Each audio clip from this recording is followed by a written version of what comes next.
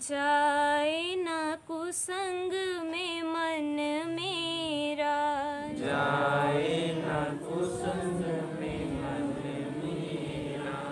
सच कहती है शांता तेरी, सच कहती है शांता तेरी। तू सूरज मैं किरण तेरी, तू सूरज में किरण तेरी।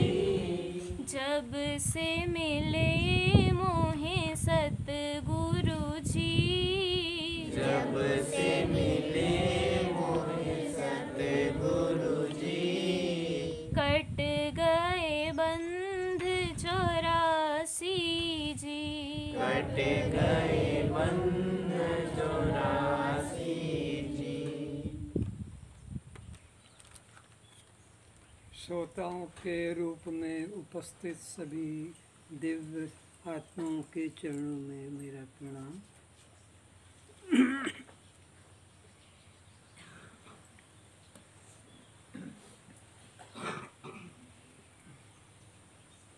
निरंतर चिंतनीय गीता में भी भगवान ने स्थान स्थान पर यही लिखा है, अनन्याश्चिंत्यन्तो माम ये जना पर्युपास्ते। मेरा अनन्य चिंतन हो। पर कोई जानता नहीं इस बात को। मंदिर में भी देखा, कथाओं में भी सुना, मंदिरों में भी सुना, 10-10, 20-20 जय जयकार मनाते हैं। राम जी की जय, तो दशरथ जी की जय, तो हनुमान जी की जय, तो बजरंग बली की जय, तो गोवर्धनधारी की जय, शंकर की जय, तो उमा पार्वती, कितने जय जय। जबकि उसी ग्रंथ में लिखा है, अनन्याश्चिंत्यन्तो माम ये जना पर्युपास्ते। परमात्मा का एकमात्र अनन्य चिंतन। अनन्य का मतलब न अन्य, अनन्य न अन्य, इन्हें कोई और दूसरा न हो। जैसे पतिव्रता नारी, उसका पति के प्रति अनन्य चिंतन होता है। अनन्य, उसकी जगह कोई दूसरा स्मरण में नहीं आता कि उसका स्थान नहीं लेता। तो परमात्मा को भी ऐसी ही इच्छा है कि मेरे भक्त मेरे अलावा अन्य किसी का चिंतन मेरी जगह न करे। पति चाहता है मेरी जगह कोई दूसरा पुरुष न ले, स्त्री चाहती है कि मेरा स्थान कोई दूसरा न ले। अनन्य। भगवान भी यही कहते हैं कि मेरा भक्त किसी और का चिंतन न करे, अनन्य चिंतन।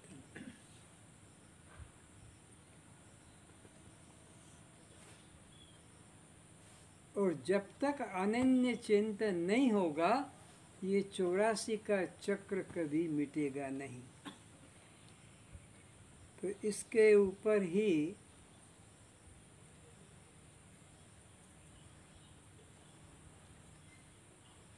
एक ग्रंथ छोटा सा नाम दिया है, आपको सबको मिल चुका है, पर उसका अर्थ अभी स्पष्ट नहीं हुआ कि क्या करें। तो आज उसी का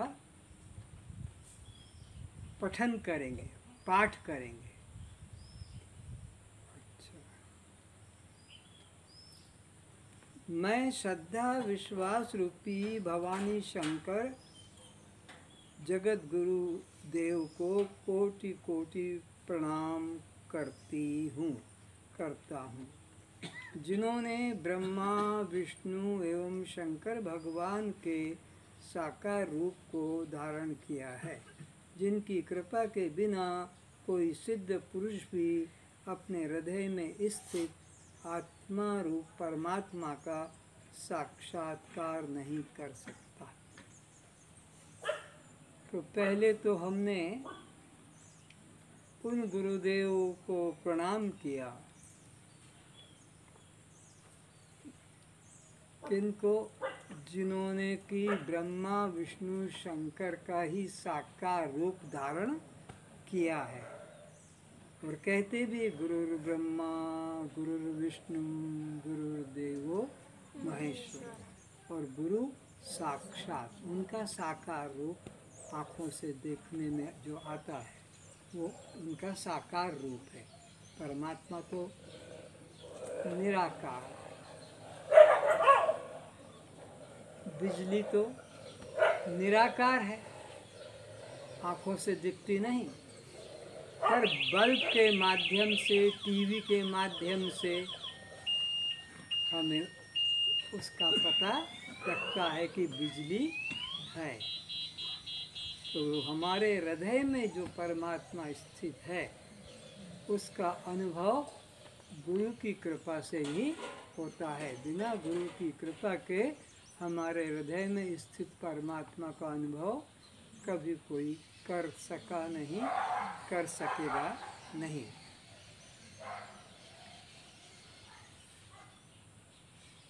अस्तु ब्रह्म विद्या प्रदाता अपने सद्गुरु को जन्मदाता माता पिता से भी अधिक श्रेष्ठ जानना चाहिए, क्योंकि उन्होंने ही हमारी अविद्या ग्रंथि को तोड़कर हमें सोहम अहम ब्रह्मास्मि अमृत स्वरूप इस आत्मा का मैं रूप में बोध जागृत कराकर जन्म मरण चक्र के बंधन से मुक्ति प्रदान कराई है। पिता माता के द्वारा जो जन्म होता है वह जीव को जन्म मरण चक्र में ही बांध कर रखता है तथा बारंबार मृत्यु की ओर ले जाता है।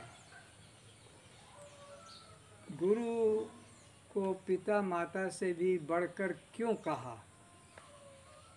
क्योंकि पिता माता तो जीव को लालन पालन करते हैं, लेकिन उसके कल्याण में वे मदद नहीं करते, जन्म मरण में ही बार बार उसको घुमाते हैं। गुरु क्या करता है? उसका देह भाव की मृत्यु कराकर आत्म भाव की जागृति कराता है। जैसे मुर्गी अंडे को पैदा तो करती है, फिर उसको फोड़कर उसको नया जीवन देती है, किसको? अंडे में छुपे हुए बच्चे को। तो ऐसे ही हम लोग भी अज्ञान अविद्या में पड़े थे। अज्ञान अविद्या क्या? ये मेरा नाम, ये मेरी जाति, ये मेरा परिवार। तो ये अविद्या का खोल, अविद्या की अंडे में हम पड़े थे। तो गुरु ने क्या किया? उस अविद्या के अंडे को तोड़कर और अंदर से हमारा जो असली जीवन था, छिपा हुआ था, लेकिन अंडे को तोड़कर, अविद्या को तोड़कर शुद्ध रूप दिखा दिया कि मैं दृष्टा साक्षी आत्मा। ये सबसे बड़ा उपकार है, ये सबसे बड़ा दान है। हम एक संसार की वस्तुएं दे देते हैं कि हमने उसको दान दिया, हमने उसको दान दिया, इतना दान दिया, पर असली दान वही दान है जो तुम्हारे भिखारीपन को मिटा दे, तुम्हारे अंदर से भिखारीपन को मिटा दे। ये अभी नहीं है, ये नहीं है, ये कर दो, ये दे दो, ये मेरे को हो जाए, ऐसा करा दो, ये दान नहीं। दान असली वही दान है जिसको पाकर तुम्हारी भिखारीपना मन से और कुछ पाने की, स्वर्ग वैकुंठ तक की भी पाने की इच्छा न हो, तो वो ही दान तुम्हारा कल्याणकारी है। बाकी दान तो पेट भरने के संसारी वस्तु को देना एक कोई दान नहीं। तो गुरु को कहते हैं, हे गुरुदेव, मैं अपनी मंद बुद्धि, तुच्छ बुद्धि के कारण धर्म के विषय में कुछ भी नहीं जानती हूँ, नहीं जानता हूँ कि मेरे लिए क्या उचित है एवं क्या अनुचित है। मैं क्या करूं और क्या न करूं, इस संबंध में किसी संसारी व्यक्ति से मत पूछना। संसारी व्यक्ति इसमें प्रमाण नहीं है, शास्त्र ही प्रमाण है। तस्मात् शास्त्रम प्रमाणम ते कार्यो व्यवस्थितः। उसमें लिखा है ये करो और ये मत करो। क्या लिखा है? अनात्मा से संबंध तोड़ो और आत्मा में संबंध जोड़ो। ये शास्त्र बताएगा। संसार वालों से बताएंगे ये संसार के पदार्थों में अपना सुख बुद्धि करके और इन्हें पाने की कोशिश करो। माँ बाप क्या सिखाएंगे? अच्छी नौकरी मिल जाए, अच्छा पैसा मिल जाए, अच्छा मकान, अच्छी बस, ये सिखाएंगे। पर सद्गुरु सतशास्त्र जिससे तुम्हारा अंतिम कल्याण हो जाए, कुछ करने को बाकी न रहे, बस वही सत्य शास्त्र बताएगा। तो मैं मरकर कहाँ जाऊँगा? मैं कहाँ से आया हूँ? मैं कौन हूँ? मेरा जन्म क्यों हुआ है? और ये मेरी जीवन यात्रा कब जाकर पूरी होगी? कहाँ जाकर पूरी होगी? ये बात संसारी नहीं बताएंगे। ये बात मंदिर में नहीं खुलेगी, ये बात तीर्थों में नहीं खुलेगी, ये बात तुम्हारे पढ़े हुए ग्रंथों में नहीं खुलेगी। ये बात तो सद्गुरु के पास ही खुलेगी, जीवित गुरु के पास ही खुलेगी। ये कोने की जगह इतने खाली क्यों रखी? इधर कोने में, इधर से इधर हो जाओ, आगे बढ़ जाओ, पूरा आगे। रोज कुछ न कुछ चाहिए मुझे बोलने। और आगे, इधर आ जाओ, और आगे। अच्छा, ठीक है।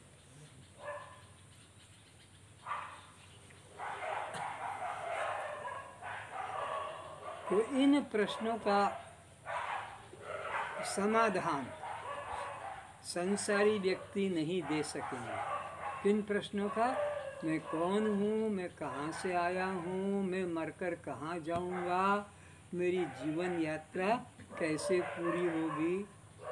ये बात का उत्तर कोई जीवित सद्गुरु दे सकता है। तो अभी यहाँ पर अर्जुन प्रश्न कर रहा है, जिज्ञासु प्रश्न कर रहे हैं और गुरु कृष्ण उसका समाधान दे रहे हैं। तो सावधान होकर श्रवण करेंगे। परमात्मा अपनी व्यापकता का अनुभव कराते हैं, क्योंकि जब तक तुम परमात्मा को अपने से अलग मानोगे तब तक ये जन्म मरण का तुम्हारा चक्र कहो ये समाप्त नहीं होगा। तो भगवान अपनी व्यापकता का अनुभव करा रहे हैं कि यहाँ एक ब्रह्म के अलावा दूसरा कुछ भी नहीं है, कुछ भी नहीं है। नेह नानास्ति किंचन। सुई के छुच की जो नोक है उतना भी एक कण भी नहीं है। तो फिर क्या है? सर्वम खल्विदम ब्रह्म। यहाँ एक ब्रह्म ही है, ब्रह्म अतिरिक्त कुछ भी नहीं है। तो ब्रह्म किस रूप में फैला हुआ है? वो कोई चार भुजा वाला कि चार मुख वाला, कोई त्रिशूल वाला, कोई धनुष वाला, कि कोई मुरली वाला? ये कल्पित रूपों में नहीं, जो दिख रहा है उसमें बता रहे हैं। यह पृथ्वी जल, तेज, वायु, आकाश, मन, बुद्धि और अहंकार रूप मेरी ही अपरा जड़ प्रकृति है तथा जीव रूप पराचेतन प्रकृति को जान, अर्थात मैं ही संपूर्ण जगत का मूल कारण हूँ। जैसे सूत कहे कि ये साड़ी, ये पैंट, ये शर्ट, ये तुम्हारा पर्दा, धोती, पगड़ी, बेडशीट,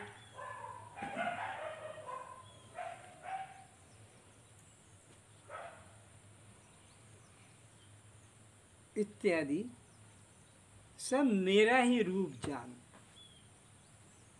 कौन कह रहा है? सूत। किसको बता रहा है? जो भी बना है, आकार अलग अलग है लेकिन है सब का आधार सूत। ये अब निश्चय हो गया, ये कोई भी चीज है, ये कपड़े के बने हुए सब सूत है। इसी तरह भगवान कहते हैं ये जितना भी पंच भौतिक जगत दिख रहा है, पृथ्वी, जल, तेज, वायु, आकाश, ये मेरा ही व्यापक रूप है। तो तुम जिसके भी संपर्क में आ रहे हो, जहाँ भी पैर रख रहे हो, जिसको छू रहे हो, जिसको देख रहे हो, जिसको सुन रहे हो, जिसको ग्रहण कर, एक ब्रह्म ही है, एकमात्र ब्रह्म ही है। ब्रह्म के अतिरिक्त कुछ भी नहीं। तो इससे क्या होगा? समता भाव जगेगा, प्रेम भाव जगेगा, अपनत्व भाव जगेगा। तो दूसरा है ही नहीं।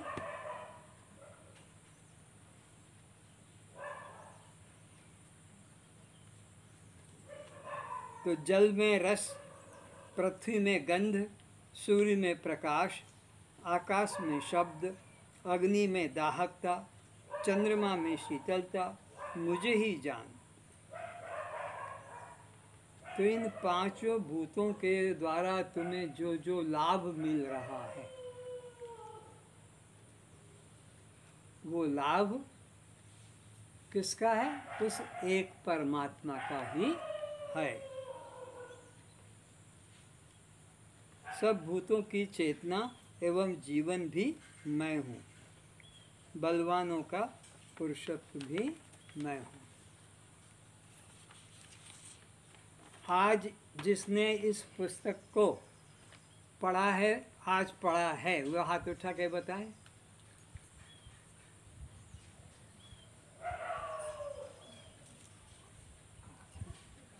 ठीक है। वे निगुरे हैं, वे निगुरे हैं जिन्होंने इसका अध्ययन और ध्यान नहीं किया। वे निगुरे हैं। निगरों का कल्याण नहीं होगा। जिन्होंने ये लेकर घर में रख दिया, उन निगरों का कल्याण नहीं होगा।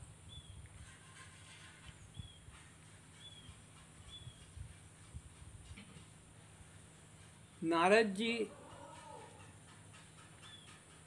सनत कुमार के पास गए और जाकर कहा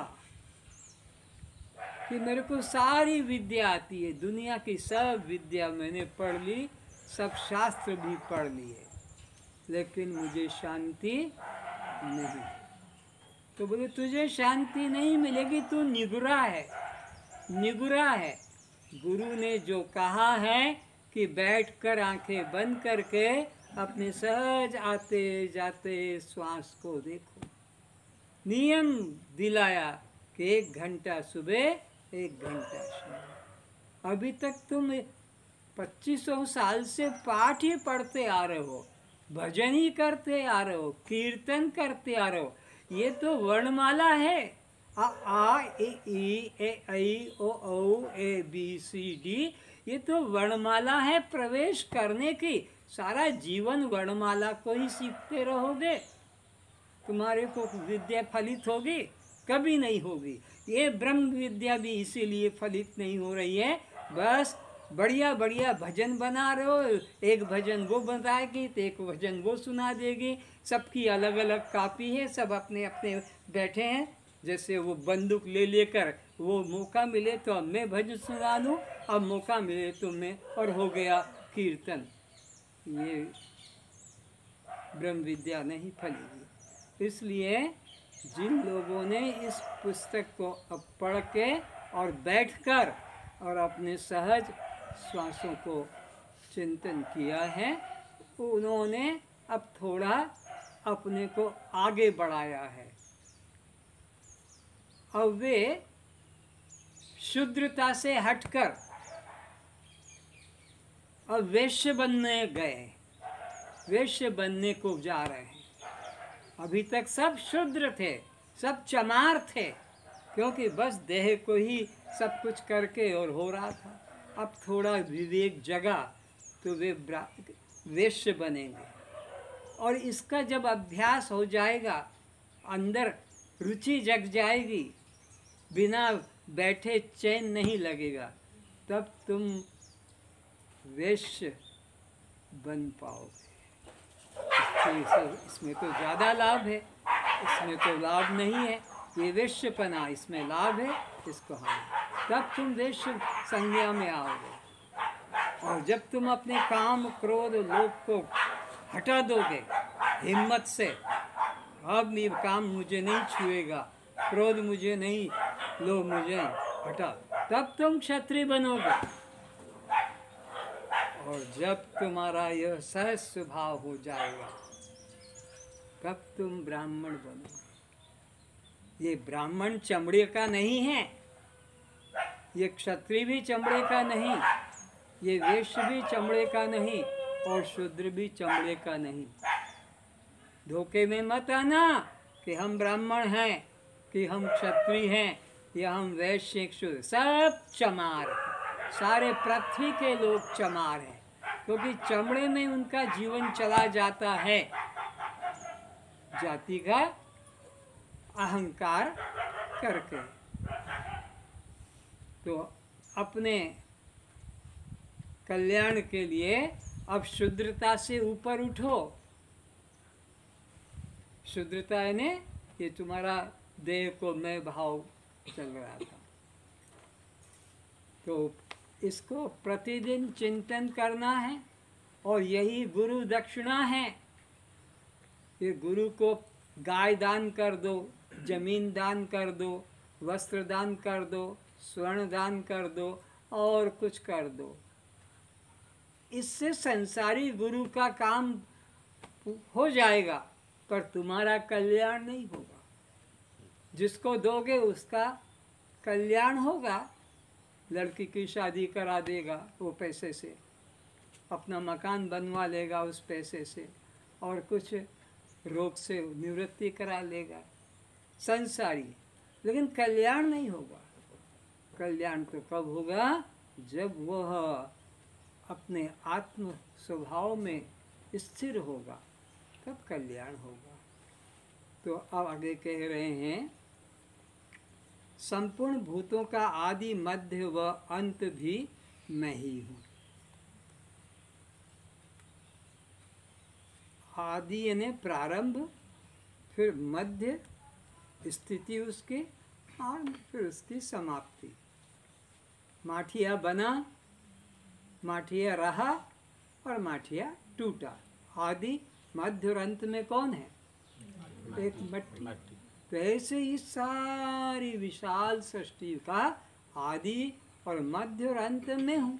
यानी मेरे अतिरिक्त यहाँ कुछ भी, मिट्टी का गणेश बना लो, सरस्वती बना लो, माठिया बना लो, दीपक बना लो, माटी का, पर है तो सब माटी।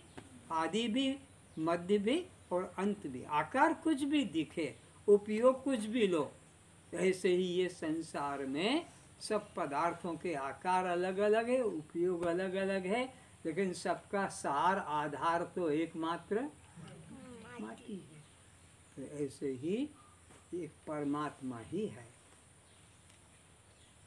इंद्रियों में मन भी वही है, नदियों में गंगा भी वही है, पहाड़ों में हिमालय भी वही है, जलाशयों में समुद्र भी वही है, वृक्षों में पीपल भी वही है, यज्ञों में ज्ञान यज्ञ भी वही है, अक्षरों में श्रेष्ठ ओंकार भी वही है, विद्याओं में ब्रह्म विद्या भी वही है, ज्ञानवानों का ज्ञान तत्व ज्ञान भी वही है। तो इतने अलग अलग जो नाम सुनाए ये बड़े बड़े बता दिए, क्योंकि इतनी बड़ी विशाल सृष्टि में कितने नाम बताए जाते, मुख्य मुख्य बता दिए, तो उसमें छोटे उसके अंतर्गत आ ही गए। हे आत्मन, यह नाम रूप दृश्य जगत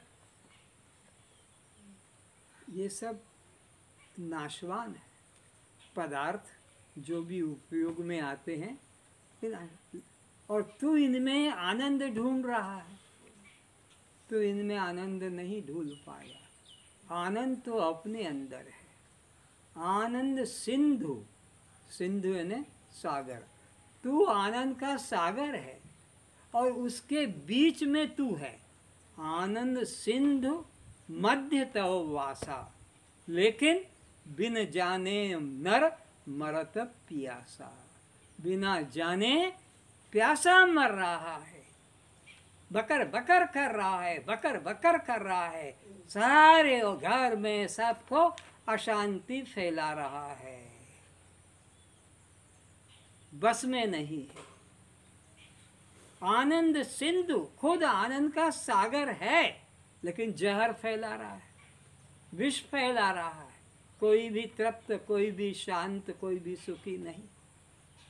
तुम्हारी ये स्थिति, और वेद कहता है आनंद सिंधु मध्य तव वासा, आनंद के सागर तुम हो।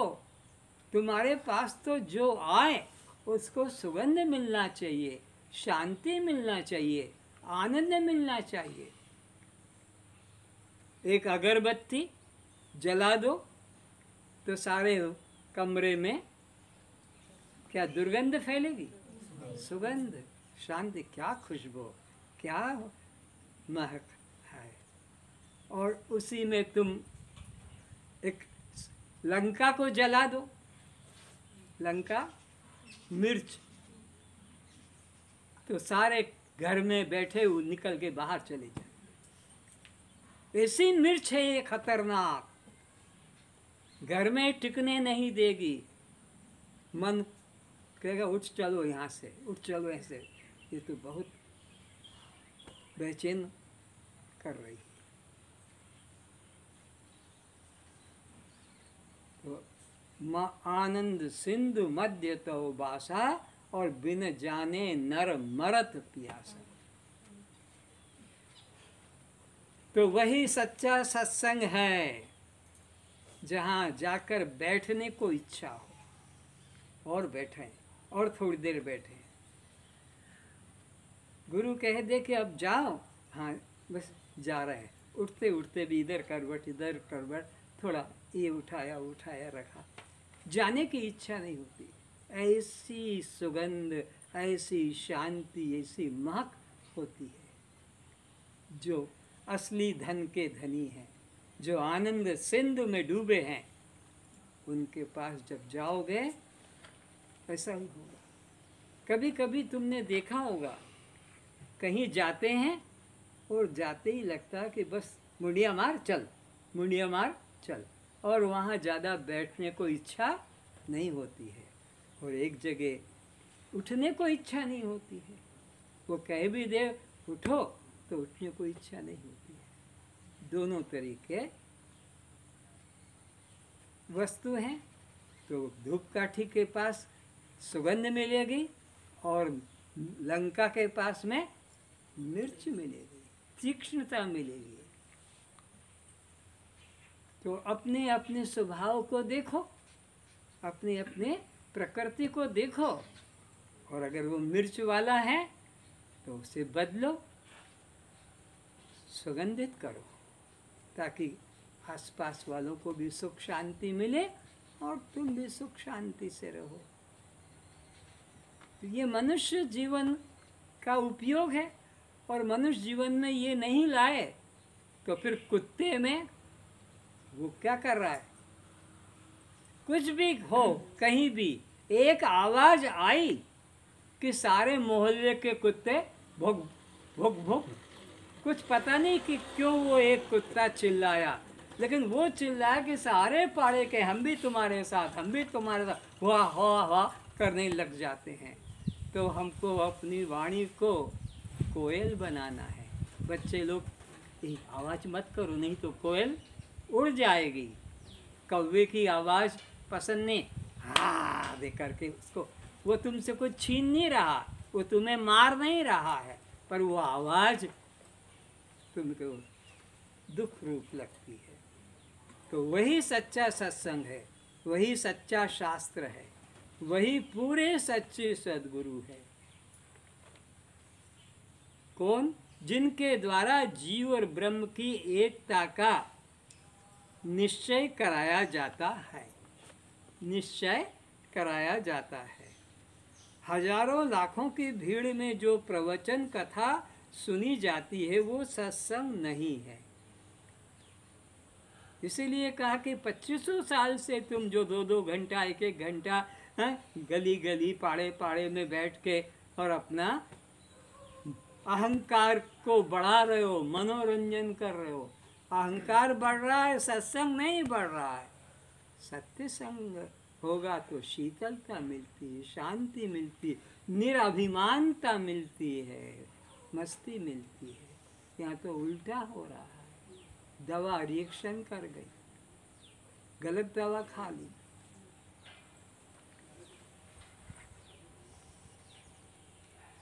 सत्य वस्तु आत्मा है। सत्य वस्तु क्या है?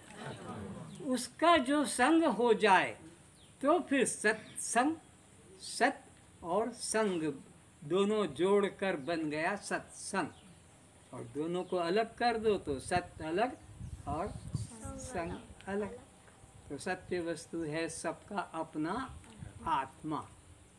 अपना आत्मा का मतलब भी ऐसा आत्मा नहीं, ये अपना है तो इसको लेके चलेंगे, चल देंगे अभी देखते देखते अपना, जिन्होंने बोला है कि अपना। लेकिन आत्मा ऐसी अपनी चीज नहीं है, खुद ही है, खुद ही है। जल का बर्फ कोई संबंध नहीं है कि मैं तो जल हूँ और ये मेरा बेटा है कि बेटी है कि मेरा कोई ना, वो जल ही बर्फ है। तो यहाँ भी यही कहा है कि वास्तविक सत्संग वही जो सत्य का संग करा दे। अब आप विचारो, जितने बैठे हो, कि किसी एक का भी सत्य के साथ संग जुड़ गया है तो लगेगा कि सत्य के साथ तो हमारा संग तो जुड़ा नहीं, हमारा तो संग तो इस चमड़े के संग जुड़ा है। और इस चमड़े के और भी कितने चमार रिश्तेदार हैं, इस चमड़े के और भी कितने चमार रिश्तेदार हैं। कोई बाप है, कोई माँ है, कोई माँ पति है, कोई पत्नी है, कोई पुत्र है, कोई पुत्री है, कोई क्या है, कोई क्या है। कितने इस चमार के और चमार बन गए हैं। तो ये सत्य का संग हमारा हुआ ही नहीं। और जब सत्य का संग हो जाएगा तो बस फिर दो नहीं रहेंगे। सिया राम मैं सब जग जानी और करहूँ प्रणाम जोरी जुग पानी। ये मेरे सामने गर्दन नहीं झुकाओ, सबको देखकर ऐसा तुम्हारे अंदर प्रेम जगे। ये तो मेरे को दिखाने को आपने ऐसे कर लिया, इससे नहीं। सब तुम्हारे पास जो भी आए उनके प्रति, तुम्हारे सामने जो भी आए उनके प्रति तुम्हारा जिससे बोलचाल व्यवहार हो, नम्रता पूर्वक, प्रेम पूर्वक, समता पूर्वक। कोई छोटे बड़े का, ऊंच नीच का, गरीब अमीर का, सुंदर असुंदर का, जाति का भेद हो, बोलो न हो, ये हो। माला, पूजा, मंदिर, तीर्थ, गुरु तथा कथा, ये तभी उचित है, सार्थक है, जब यह सब साधन तुम्हारे से जोड़ दे। तुमको मंदिर से लौटाकर, माला से लौटाकर, तीर्थ से लौटाकर, पुस्तक से लौटाकर, और इसमें जोड़ दे जो अंदर वाला है, वो मैं हूँ, वह मैं हूँ। कौन? जिसकी शक्ति से ये हमारा पूरा शरीर, पूरी इंद्रियां काम कर रही है। बिजली कौन है? हाथ पैर वाली तो वस्तु नहीं है। बिजली कौन है? जिसकी शक्ति पाकर सारे घर के यंत्र, मशीनें अपना अपना काम कर रहे हैं। तो ऐसे ही वो परमात्मा, वो चैतन्य कौन है? वो न कान है, न त्वचा है, न आँख है, न जिह्वा है, न नासिका है, न वो हाथ है, न पैर है, न वो लिंग है, न वह गुदा है, न वो कोई नस नाड़ी है। फिर क्या? जिसके शक्ति का अंश पाकर ये तुम्हारा कान, ये तुम्हारी त्वचा, ये तुम्हारी आँख, ये तुम्हारी जिह्वा, ये तुम्हारी नासिका अपना अपना ज्ञान ग्रहण कर रही है। ये ज्ञान ग्रहण करती है। कान से शब्द ज्ञान, त्वचा से स्पर्श ज्ञान, चक्षु से रूप ज्ञान, जिह्वा से रस ज्ञान, और पृथ्वी से गंध ज्ञान। ये हो रहा है जिसकी शक्ति का अंश पाकर, और उसी की शक्ति पाकर फिर ये वाणी बोलने का, त्वचा ये वाणी जो है बोलने का, हाथ पकड़ने, खींचने, तोड़ने का, पैर दौड़ने चलने का, लिंग मूत्र मैथुन का, और गुदा मल त्याग का काम कर रहे हैं। वो ज्ञान कर रहे हैं और ये काम कर रहे हैं उन्हीं के आदेश से। उन्होंने आदेश दिया, ये इंद्रियां उस ओर चल दी। तो वो शक्ति का अनुभव करना है। वो शक्ति देखने की चीज, जैसे बिजली देखने की नहीं, अनुभव की। पंखा चल गया, टीवी चल गया, अनुभव हो गया। अब वो बिजली तो देखी नहीं, पर बिजली की सत्ता की उपस्थिति का अनुभव हो गया। तो ऐसे ही मैं बैठा हूँ, ये अनुभव जग गया, ये आत्मा का ही अनुभव है। आत्मा तो दिखेगा नहीं, पर ये बोल रहा है, ये आत्मा का ही उपस्थिति है। सुन रहा है, आत्मा का ही प्रमाण है। तुम्हारा होना ही परमात्मा का होने का प्रमाण है, और कोई प्रमाण नहीं कि परमात्मा है कि नहीं। हम हैं तो परमात्मा है, अगर हम नहीं तो परमात्मा नहीं, क्योंकि हमसे परमात्मा भिन्न, अलग। तो हमारा अनुभव ही परमात्मा का, हमारा जीवित रहना ही परमात्मा होने का प्रत्यक्ष प्रमाण है। तो माला, पूजा, मंदिर, तीर्थ, गुरु कथा तभी सार्थक है जब वह साधन जीव को जड़ क्रियाओं से हटाकर निज सत्य आत्मस्वरूप की ओर मोड़ सके। माला में ही जीवन भर फंसे रहोगे, पुस्तक में ही जीवन भर फंसे रहोगे, गीत गाने में ही जीवन भर फंसे रहोगे, तीर्थ मंदिरों में ही जीवन भर फंसे रहोगे, तो फिर तुम सत्य को कभी नहीं पा सकोगे। सत्य से सदा भटके रहोगे। इसलिए तुम्हारा मन तीरथ से उब जाए। कितनी बार तो बद्रीनाथ गए, कितनी बार तो मंदिर गए, कितनी बार तो पूजा की, कितनी बार तो माला की, लेकिन कोई शांति। अब तो सद्गुरु की शरण में जाकर उनसे वो ज्ञान प्राप्त करें, तो हमारे लिए रास्ता खुलेगा। तो वो हमारे को निज आत्मा की तरफ मोड़ सकें। कौन? हमारे जितने बाहर के साधन है, मंत्र माला पूजा पाठ, वो वहाँ से तुम्हारे मन को उबा दे। चलो चलो अब यहाँ से, घंटा बजा लिया, हो गया, तो फिर सोचो कि वो ठीक जगह। और तुम सत्संग में घंटा इधर का पड़ोस का बजेगा और उठ के भागो, अरे आरती हो रही, चलो पहले। सत्संग छोड़कर और आरती करने को मंदिर में भाग जाओ, आरती मंदिर की पूरी करेंगे तब हम वेदांत कथा में जाएंगे। तो ये तुम्हारे लिए आरती फांसी का कारण बन गया, बंधन का कारण बन गया, ये तुम्हारे मुक्ति का कारण नहीं बना। यह शरीर जो पंच महाभूतों का कार्य है वह क्षेत्र नाम से कहा जाता है। यह मैं नहीं हूँ। अब क्या बात पकड़नी है कि जो शरीर में अभी सब बैठे हैं, इधर वाला अपने को स्त्री की संज्ञा में देखता है, इधर वाला अपने को पुरुष की संज्ञा में देखता है। तो अब विचार करना है कि मैं कौन हूँ, मैं इधर वाला हूँ कि मैं इधर वाला हूँ। तो भगवान कृष्ण बता रहे हैं कि इधर और इधर जो बैठे हैं सब क्षेत्र हैं। सब क्या है? क्षेत्र है। और इनके अंदर बैठा हुआ जो अपना कर्म कर रहा है, अपना जो भी कर्म है वो क्षेत्रज्ञ है। तो ये क्षेत्र हो गए दो तरह के, पर क्षेत्रज्ञ एक ही है। इधर भी है कि इधर भी है। पंखा दो लगा, एक पंखा उधर लगा है, एक पंखा इधर लगा है। उधर वाला पंखा 4 पखड़ी वाला है, इधर वाला पंखा 2 पखड़ी का है।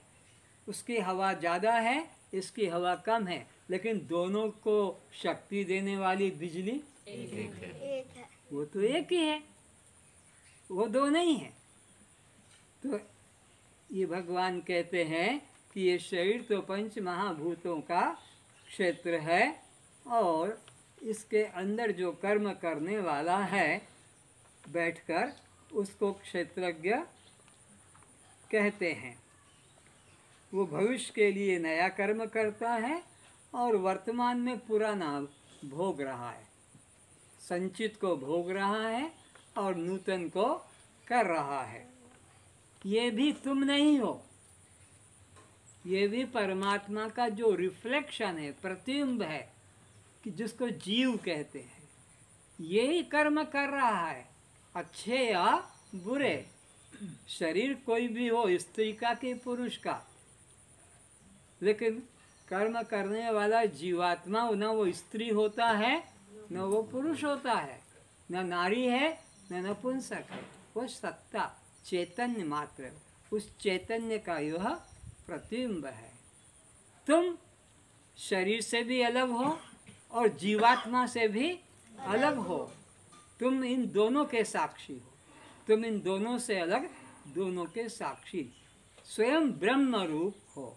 लेकिन तुम उधर दृष्टि न करके ये कर्ता भोक्ता शरीर के अंदर जो बैठा, उसमें अहंकार करके और बंधन को प्राप्त होते हो। तो मैं स्वयं जीव भी नहीं हूँ, जिसे क्षेत्रज्ञ नाम से कहा जाता है। शरीर को क्षेत्र कहते हैं और शरीर में रहने वाले को क्षेत्रज्ञ कहते हैं। मैं ये दोनों नहीं हूँ। ऐसा भगवान श्री कृष्ण जी ने अर्जुन को 15 अध्याय के 18 श्लोक में कहा। इसलिए न मैं क्षर हूँ और न मैं अक्षर हूँ। क्षर कहते हैं नाशवान शरीर को, अक्षर कहते हैं जीवात्मा को। न मैं क्षर हूँ शरीर, न अक्षर जीवात्मा। मैं तो क्षर और अक्षर से भी अतीत, क्षराक्षरातीत पुरुषोत्तम हूँ। मुझे लोग वेद शास्त्र में क्या कहते हैं? पुरुषोत्तम। और पुरुषों का मतलब पुरुषों में उत्तम। कितने पुरुष हैं जिसमें उत्तम है? तो 3 पुरुष होते हैं। यहाँ बहुत भीड़ है लेकिन कुल 3 ही है। कौन कौन से? प्रथम पुरुष, मध्यम पुरुष और अन्य पुरुष। तो परमात्मा न तो मध्यम पुरुष है, न वह मध्यम पुरुष है, न अन्य पुरुष है। परमात्मा तो उत्तम पुरुष है, उत्तम पुरुष। कैसे पहचानेंगे भाई? कोई पगड़ी, कोई स्वेटर, कोई शाल, कुछ तो बताओ कि किसको कैसे जाने। बोले जो मैं और हम के रूप में बार बार अपनी सत्ता को प्रकट कर रहा है, मैं या हम रूप, ये उत्तम पुरुष का लक्षण है। पुरुषोत्तम का, पुरुषों में उत्तम ये। और ये जो सामने आकर खड़ा है, बैठा है, तुमसे बात कर भी रहा है, तुम्हारी बात सुन भी रहा है, तो तुम तो इधर हो गए मैं और हम रूप में संबोधित करने वाले, और जिसको तू तुम आप करके जिसको आदेश दे रहे हो कि बात सुना रहे हो, वो मध्यम पुरुष है। और इसके अलावा जिसकी बात की जा रही, जो यहाँ नहीं है, दूर है, वो अन्य पुरुष या थर्ड पर्सन के नाम से कहा जाए। तो परमात्मा न वह करके बताया जा सकता है, न परमात्मा ऐसे इंगित किया जा सकता है। ये भी नहीं है, वो भी नहीं, ये भी नहीं। अगर परमात्मा होगा तो मैं रूप में होगा। पुरुषोत्तम जो कहा है, इसलिए पुरुषों में उत्तम वस्तु तो एकमात्र मैं ही हूँ। तो मैं क्षर से भी अलग हूँ और मैं अक्षर से भी अलग हूँ। क्षर तो है शरीर, क्षर यानी नाशवान, और अक्षर है जीवात्मा, क्योंकि जीवात्मा की मृत्यु अविनाशी, ईश्वर अंश जीव अविनाशी, तो वो अक्षर हुआ। पर परमात्मा इससे भी ऊपर का तत्व है, उसको कहते हैं क्षराक्षरातीत, क्षर अक्षर से अतीत, यानी पुरुषों में उत्तम। जिस पुण्यशाली ज्ञानी पुरुष के मन में सद्गुरु की कृपा से मैं करता नहीं हूँ और मैं इन कर्म फलों का भोगता नहीं हूँ, ऐसी सद्बुद्धि जिसमें जग गई, सुबुद्धि जिसमें जग गई कि मैं कर्म का करता भी नहीं और मैं फलों का, ऐसी सद्बुद्धि सुबुद्धि जग गई तो जीवन धन्य हो गया। लेकिन जिसने अपने अंदर इस चमड़े का अभिमान करके रखा है, चमड़े का अभिमान का प्रदर्शन कर रहा है, हर समय अपना अहंकार फूट फूट के निकल रहा है, जैसे कोड़ निकलता है ना, कोड़ रोग, फूट फूट के कोड़ निकलता है, ऐसे अहंकार बात बात पे निकलता, हर छोटी से छोटी बात पे भी बस मैं आगे हो, मेरा नाम हो, मेरे को महत्व दिया जाए। तो ऐसा जिनके अंदर कुबुद्धि है, उसका फल वो भोगेंगे, भोग रहे हैं और भोगेंगे। पर ज्ञानी के द्वारा वो कर्म होते हैं जो अज्ञानी के द्वारा हो रहे हैं, फिर भी ज्ञानी को वो बंधन रूप क्यों नहीं, कि उसके मन में उन कर्मों के प्रति मैं कर रहा हूँ, कर रही हूँ, भाव जगता ही नहीं, ये विचार आता ही नहीं। हे आत्मन, तू अपने को तीनों देह का दृष्टा रूप जानकर, न तो स्थूल शरीर है पंचभूतों वाला 25 तत्व वाला, न तो सूक्ष्म शरीर है 17 या 19 तत्व वाला, और न तो कारण शरीर है अज्ञान वाला। तो इन तीनों शरीरों से अलग, तीनों शरीरों का साक्षी है, अत्यंत परे, तीनों से सच्चित और आनंद रूप आत्मा है, ऐसा अपने को जान। तो वो परमात्मा ही रूप है, परमात्मा को ही प्राप्त होता है। हे आत्मन, तत्व को जानने वाला ज्ञानी पुरुष देखता हुआ, सुनता हुआ, स्पर्श करता हुआ, सूंघता हुआ, भोजन लेता हुआ, गमन करता हुआ, सोता हुआ, श्वासों को चलता हुआ, आँखों को बंद करता खोलता हुआ, मलमूत्र का त्याग करता हुआ, पवित्र संतान उत्पत्ति करता हुआ तथा जीवन निर्वाह उपयोगी कर्म करता हुआ, इस प्रकार उसके द्वारा 14 त्रिपुटियों का व्यवहार होते हुए भी पूरे शरीर के काम बता दिए, जो स्थूल शरीर का के सूक्ष्म शरीर का सब होते हुए भी अंदर से ये जानता कि मैं कुछ भी नहीं करती नहीं करता, ये अंदर से जगे। और इसको तुम ही जानोगे, तुम्हारा सामने वाला नहीं जानेगा। तुम ही अंदर से जानोगे कि मेरे मन में राग द्वेष जगा या नहीं, काम क्रोध जगा या नहीं, लोभ मोह जगा नहीं। तुम छाती ठोक ठोक कर चिल्लाते रहो माइक पर, उसका कुछ नहीं। वो अंदर परमात्मा वहीं बैठा बैठा नोट कर रहा है। परमात्मा को दिखाने के लिए जरूरत नहीं, परमात्मा अंदर से देखता है। संसार वाले बाहर से देखते हैं, संसार वाले बाहर से देखकर मानेंगे। तुम अभी आंख बंद करके मत देखो, नहीं तो अंदर ही चले जाओगे। हाँ, आंख बंद करके देखना सत्संग में, नहीं तुम फिर डुबकी लगा लोगे। तो परमात्मा जो है वो अंदर से नोट करता है। तुमने किसी को गाली दी, किसी के प्रति बुरा सोचा, अपने प्रति बहुत अच्छा ऊंचा सोचा, तुमने सोचा, इधर से आवाज कुछ भी नहीं निकाला, बाहर से आपने ऐसे किया और अंदर से मौका आएगा तो चप्पल मारूंगा इसको, तो सब इसकी अकल ठिकाने आएगा। अच्छा आइए बैठिए जी, मैं तो आप ही की याद कर रहा था, कर रही थी, और अंदर से ही कहा निकल जाए, भाग जाए तो अच्छा। ये हमारी स्थिति। तो परमात्मा को बाहर का प्रमाण की जरूरत, तुमने क्या बोला उसको नहीं सुनना, वो ये सुनेंगे, ये सुनने वाले तुम्हारी जात के। परमात्मा वो अंदर से ही नोट कर लेता है, लिख लेता है, उसको और कोई प्रमाण की जरूरत नहीं।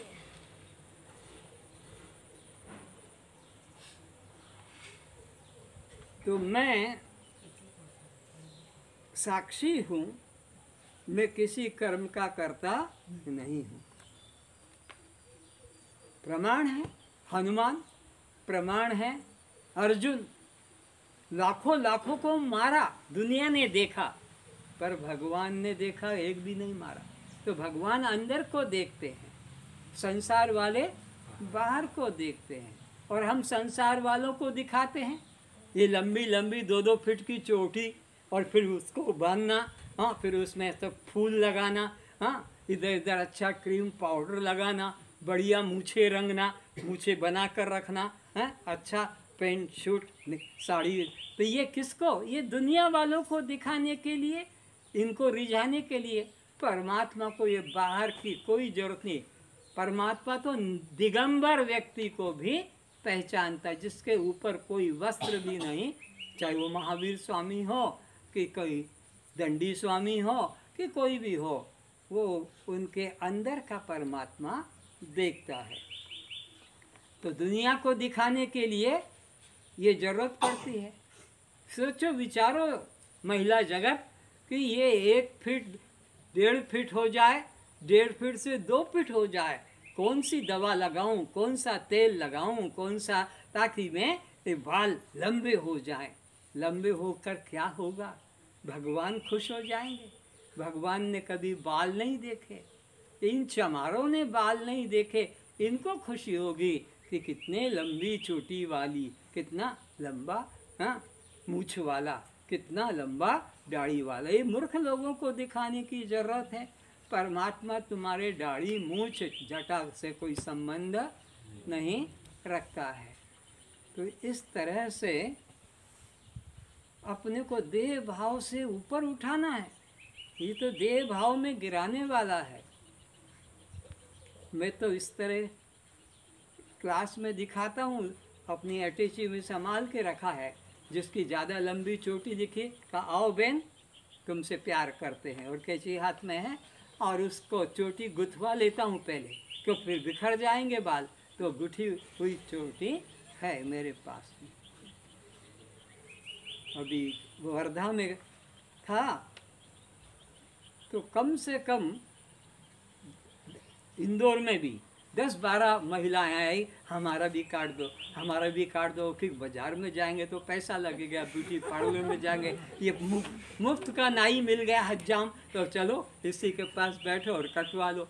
तो इसने कहा आओ काटो, मैं तो सब, मैं हज्जाम भी हूँ, मैं धोबी भी हूँ, मैं नाई भी हूँ, सब हूँ मैं, क्या मैं नहीं हूँ, सब तो मैं हूँ। क्योंकि अनंत अनंत अनंत जन्मों से बदलता बदलता किसको, शरीर को, नाम को, जाति को आ रहा हूँ। तुम सभी लोग जितने बैठे हो, एक जात तुम्हारी नहीं है, अनंत अनंत जात तुमने बदली है, संबंध बदले हैं, गांव बदले हैं, देश बदले हैं, भाषा बदली है, भोजन बदला है, संबंध बदले हैं। तो गुण विभाग, कर्म विभाग को जानने वाला ज्ञानी पुरुष संपूर्ण गुणों में अर्थात 10 इंद्रियां अपने अपने विषय में बरत रहे हैं, ऐसा समझकर उन देह, इंद्रिय व मन के कर्म एवं फलों में आसक्त नहीं होता है। इसलिए तत्व ज्ञानी व्यक्ति देखता है कि आँख अपने विषय रूप में, कान अपने विषय शब्द में, त्वचा अपने विषय स्पर्श में, और जिह्वा अपना विषय रस में, नासिका अपने विषय में गंध में बरत रहे। ये जा रहे हैं आप, मैं इनसे अलग, केवल इनका दृष्टा साक्षी आत्मा हूँ। न मैं सुनता हूँ, न मैं छूता हूँ, न मैं देखता हूँ, और न मैं स्वाद लेता हूँ, और न मैं सूंघता हूँ। सूंघते हुए भी मैं नहीं सूंघ रहा हूँ, खाते हुए भी मैं नहीं खा रहा हूँ, देखते हुए भी मैं नहीं देख रहा हूँ, स्पर्श करते हुए भी मैं स्पर्श नहीं कर रहा हूँ, और सुनते हुए भी मैं नहीं सुन रहा हूँ। कान सुन रहे हैं, त्वचा स्पर्श कर रही है, चक्षु देख रहा है, और जिह्वा रस ले रही है, और नासिका घ्राण ले रही। तो ज्ञानी और अज्ञानी के अंदर बस यही फर्क है। अज्ञानी कहता है मैंने सुना है, मैंने छुआ है, मैंने देखा है, मैंने खाया है, मैंने सूंघा है, मैं चल के आया हूँ, और मैं इसको पकड़ के लाया हूँ कि मेरा यह मलमूत्र हो रहा है। अज्ञानी और ज्ञानी के अंदर वाणी भी एक जैसी लगेगी बातचीत में, तो वो भी बोल रहा मैं जा रहा हूँ। अज्ञानी, ज्ञानी भी कहेगा मैं जा रहा हूँ। अज्ञानी कहेगा मैं खा रहा हूँ, ज्ञानी भी कहेगा मैं खा रहा हूँ। पर ज्ञानी जब कहता है कि मैं खा रहा हूँ, तो वो पूरा का पूरा प्राण से अपने को अलग समझ रहा है। जब ज्ञानी कहता है मैं जा रहा हूँ, वो पूरा का पूरा देह से अपने को अलग समझ रहा है। लेकिन अज्ञानी जब कहता है मैं जा रहा हूँ, तो वो पूरा का पूरा ही जा रहा है, पूरा का पूरा ही अपने को, क्योंकि पूरा एक शरीर ही मानता है। पर ज्ञानी शरीर में रहते हुए कर्म करते हुए उससे अलग है। ये उसकी मस्ती को वही जानेगा। बाहर वालों को तुम बेवकूफ़ बना दोगे, मैं तो ज्ञानी हूँ, मैं तो कुछ करता नहीं हूँ, स्वामी जी ने बता दिया क्लास में, तो मैं तो दृष्टा हूँ। ठीक है, मरोगे तो फिर फल तो भोगना तुमको ही पड़ेगा। फिर वहाँ पर तुम्हारी सफाई चालाकी काम आने वाली, तो तुम अपने मन के साक्षी, तुम्हारे मन का कोई साक्षी तुम चाहे चीर कर रख दो हनुमान की तरह, तब भले कोई माने, वैसे तुम तुम्हारे मन के साक्षी हो।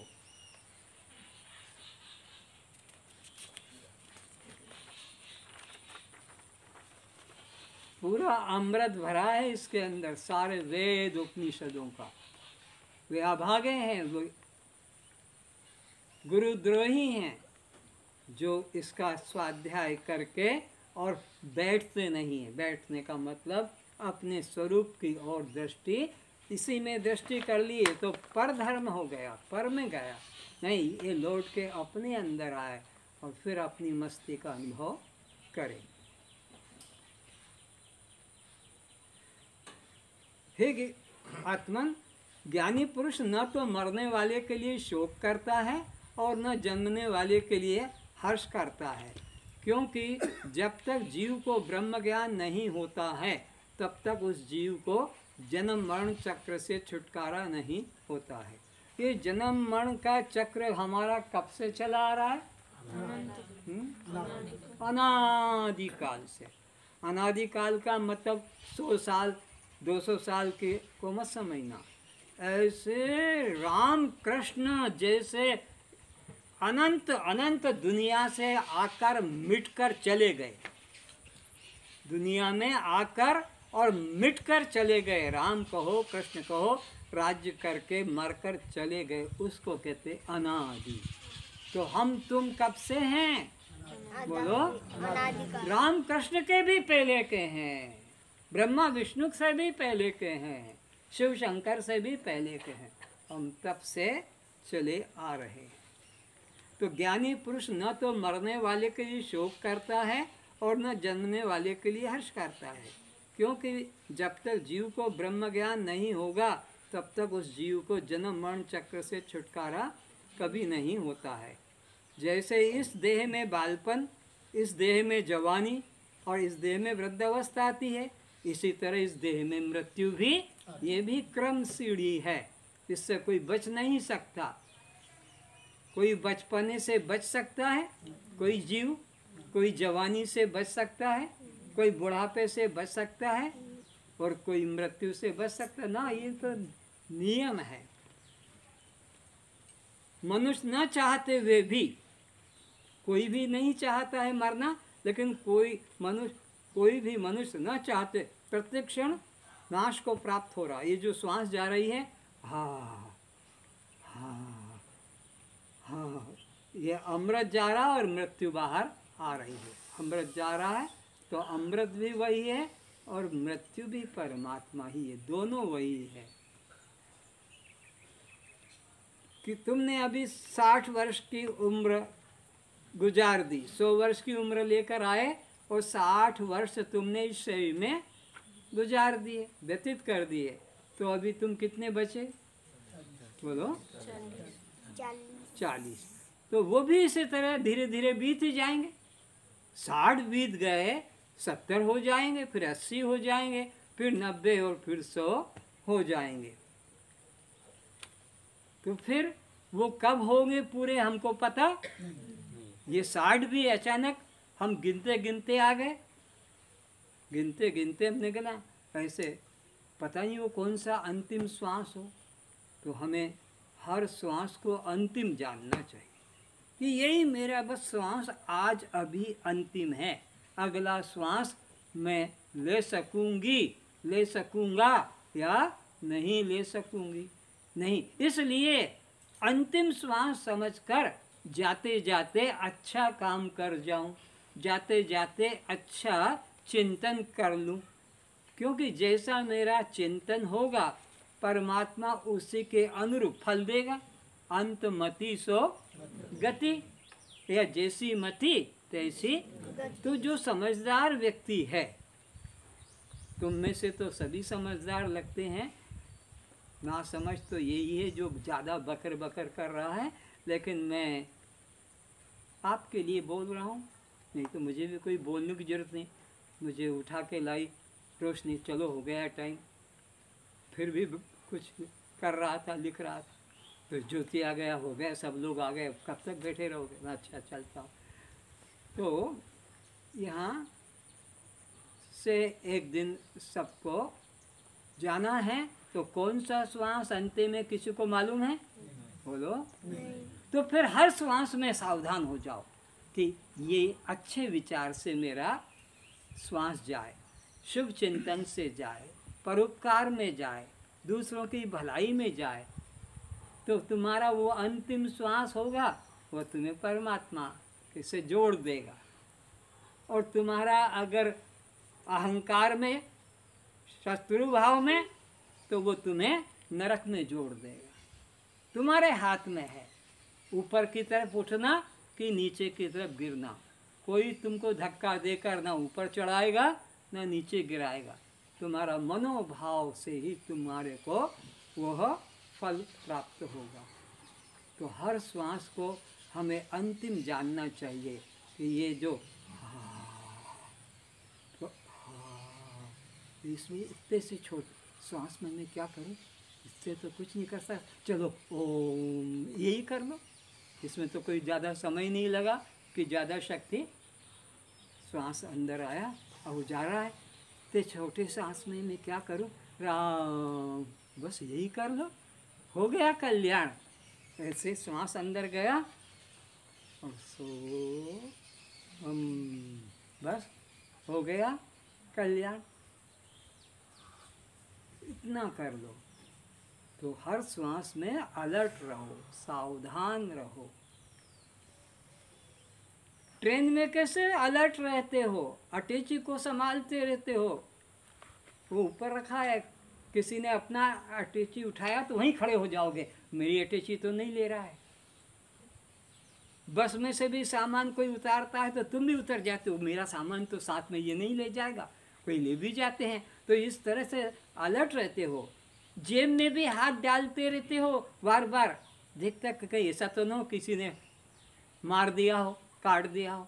तो जैसे संसारिक चीज़ों के लिए सावधान रहते हो, हर श्वास को अमूल्य अमूल्य अमूल्य से अमूल्य जानो, और उसको कोई ले तो नहीं जा रहा है, कौन चुरा तो नहीं रहा है, कौन है चुराने वाला चोर, ये तुम्हारा बाप, ये तुम्हारी माँ, ये तुम्हारी बेटी, ये तुम्हारा पति, ये तुम्हारी, तो यही तो चिंतन इनमें चला जाता है, तो वो चुरा ले गए। तो इस तरह से हर श्वास में हमें सावधान रहना है।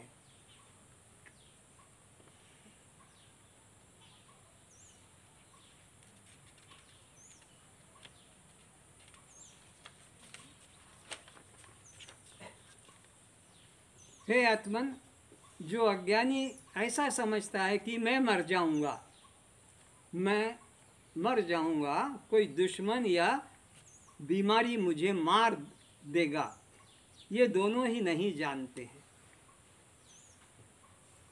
यह दोनों ही नहीं जानते हैं कि यह आत्मा न तो शस्त्र से कटता है, न पानी से भीगता है, न अग्नि से जलता है, और न पवन से सूखता है। क्योंकि यह आत्मा वास्तव में न तो किसी को मारता है और न किसी के द्वारा मारा जाता है। यह शरीर तो जो जन्मा है, इसकी मृत्यु तो निश्चित ही है, और मरे हुए का पुनर्जन्म भी निश्चित ही है। इसलिए ज्ञानी लोग शोक नहीं करते हैं। कोई घर में मर जाए तो शोक नहीं करते हैं। मुझे यही बुरला की बात याद आ रही है। आज से 25 साल पहले इसी ये डोंगरी बैठा, इसका बेटा मर गया और सत्संग क्लास चल रही थी।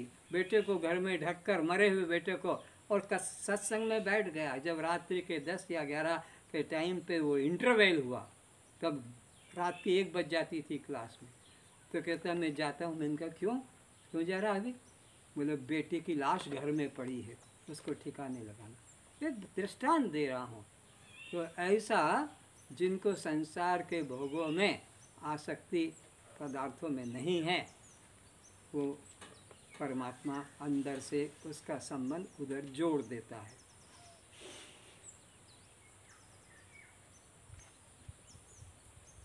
जो पुरुष नष्ट होते हुए शरीर भूतों में अविनाशी परमेश्वर अर्थात आत्मा को नाश रहित और सब शरीरों में समान रूप से स्थित देखता है, वही यथार्थ तत्वदर्शी है।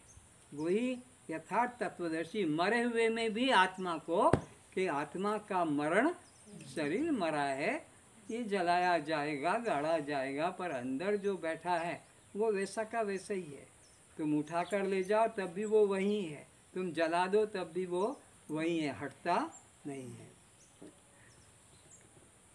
जो पुरुष संपूर्ण भूतों में सबके आत्मा रूप ब्रह्म को व्यापक देखता है और संपूर्ण भूतों को मुझ वासुदेव के अंतर्गत देखता है, कि सारे जितने भी भूत हैं सब परमात्मा के अंदर है और सब में परमात्मा है, सब में परमात्मा है और सब परमात्मा के अंतर है, ऐसे दिखता है। उस समदर्शी ज्ञानी ने तो जीते जी अपने को संसार सागर से पार कर लिया। जैसे प्रज्वलित अग्नि काष्ठ पत्र घास वस्त्र देह आदि ईंधनों को भस्म कर देती है, वैसे ही आत्मज्ञान रूप महातीव्र अग्नि जीव के संपूर्ण संचित एवं क्रियमाण कर्मों के पाप पुण्य फल राशि को नष्ट कर देता है। हे आत्मन, जो पुरुष निष्काम भाव से अंतकाल में मेरा ही चिंतन करते हुए देह त्याग करता है, वह साक्षात मेरे निर्गुण निराकार निर्विशेष रूप को ही प्राप्त होता है। यानी जो जिसका चिंतन करते हुए प्राण छोड़ेगा वो उसी को ही प्राप्त होता है। भगवान का चिंतन करते छोड़ा, गुरु का चिंतन करते छोड़ा, पति का चिंतन करते छोड़ा, पत्नी का, पुत्र का, बस जिसका चिंतन करते प्राण छूटता है उसी में भगवान उसको चिपका देते हैं। जैसे मैग्नेट के तरफ लोहा खिंच जाता है, चिपक जाता है, ऐसे ही मरने वाले के पीछे तुम्हारा मन लोहा चिपक जाता है। मरने वाला चुंबक मैग्नेट होता है, उसमें तुम्हारी आसक्ति, उसमें तुम्हारा अटैचमेंट उसकी, तो वो तुम्हारी को अपनी तरफ ऐसे खींच लेती, तुम उससे चिपक जाते, बस उसके साथ चले जाते हो। इसीलिए तो कहा जो जस करें सो तत्स फल चाखा, उसको फिर वैसा ही फल, क्योंकि उसमें उसकी आसक्ति है।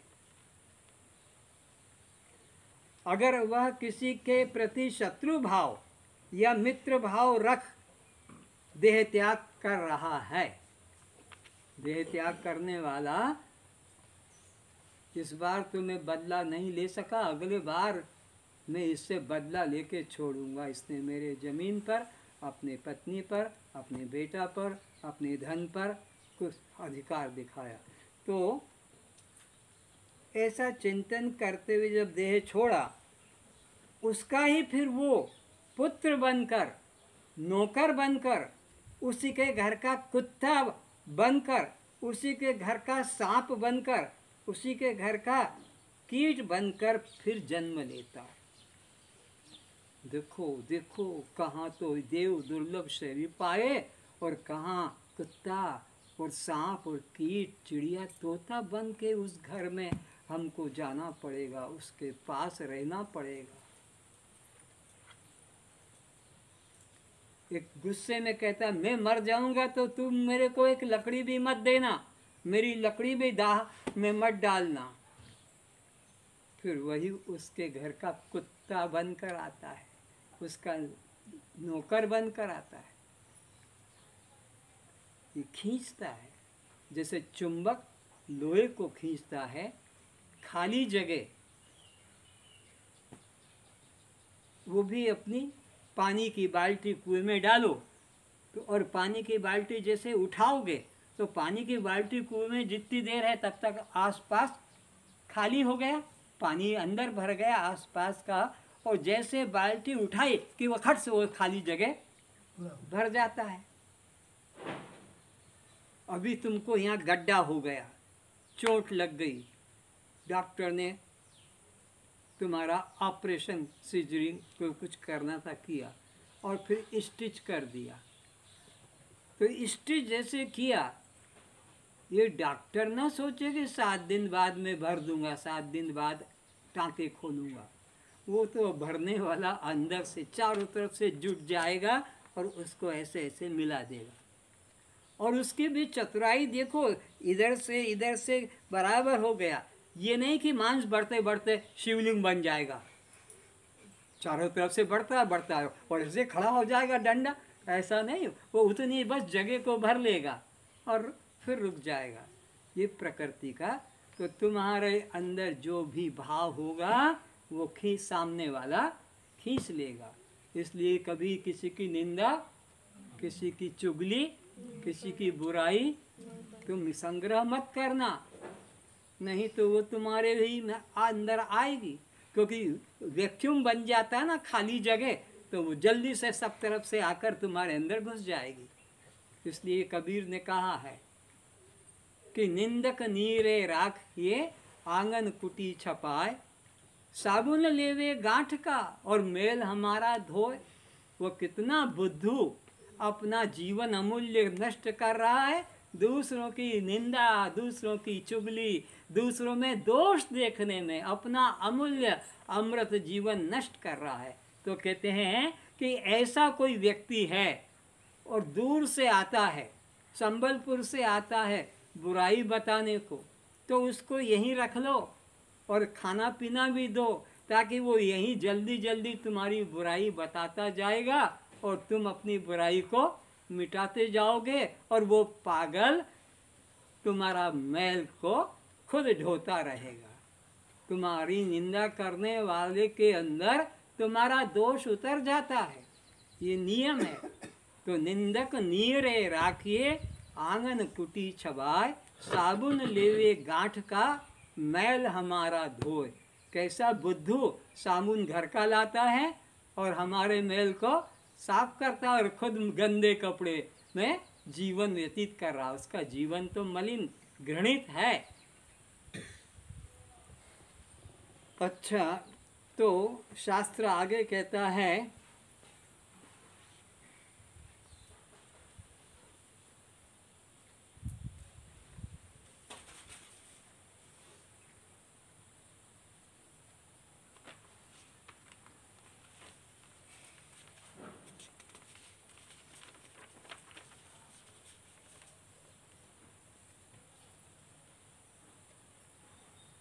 पर ब्रह्म ज्योतियों का भी ज्योति और नाम रूप माया से अत्यंत परे कहा जाता है।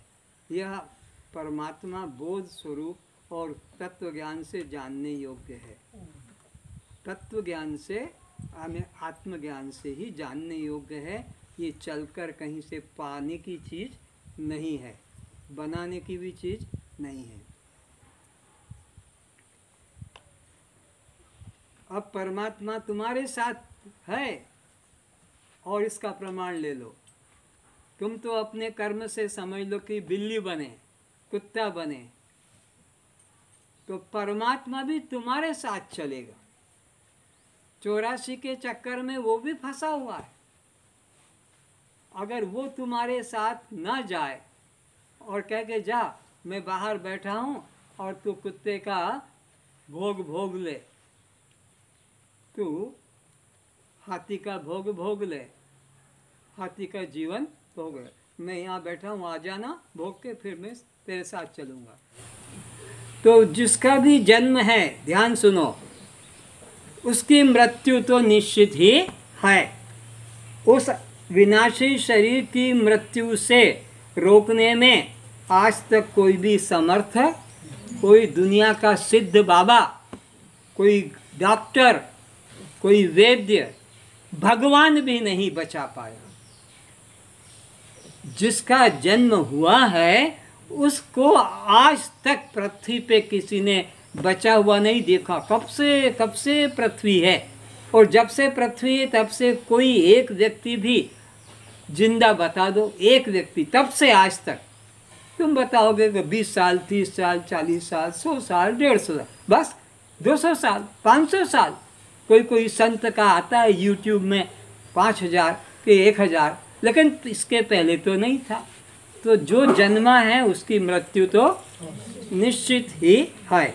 चाहे राम हो या रावण, कृष्ण हो या कर्ण, ब्रह्मा हो या विष्णु, शिव हो या पार्वती, सावित्री हो या सत्यवान, सीता हो या मीरा, हनुमान हो या गणेश, शंकराचार्य हो कि शुक्राचार्य, कबीर हो कि नानक, परमानंद हो या मुक्तानंद, जगद्गुरु हो या नागागुरु, कोई भी बच नहीं पाया और कोई भी सदा के लिए बचा।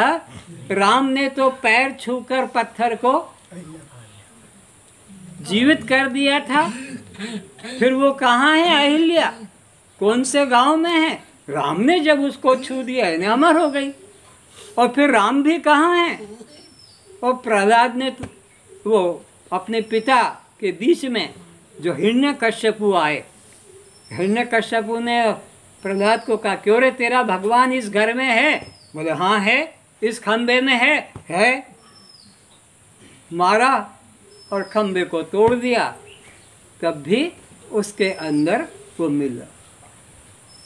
और इसने कितने भगवान से प्रार्थना कराई थी, प्रार्थना की थी, दिन में न मरूं, ऐसा वरदान दे दो कि रात में न मरूं, घर में न मरूं, बाहर न मरूं, अस्त्र से न मरूं, शस्त्र से न मरूं, मनुष्य से न मरूं, पशु से न मरूं, आकाश में न मरूं, जमीन पे न मरूं।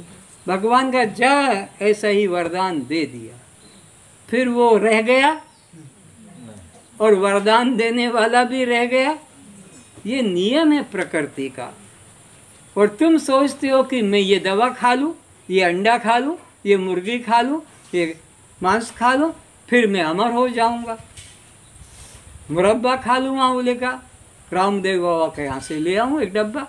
अरे ये सब से कल्याण का कोई समझ। तुम्हारा आयुष जितना लिख कर दे दिया, उससे ज़्यादा एक श्वास भी नहीं होगा, न कम होगा।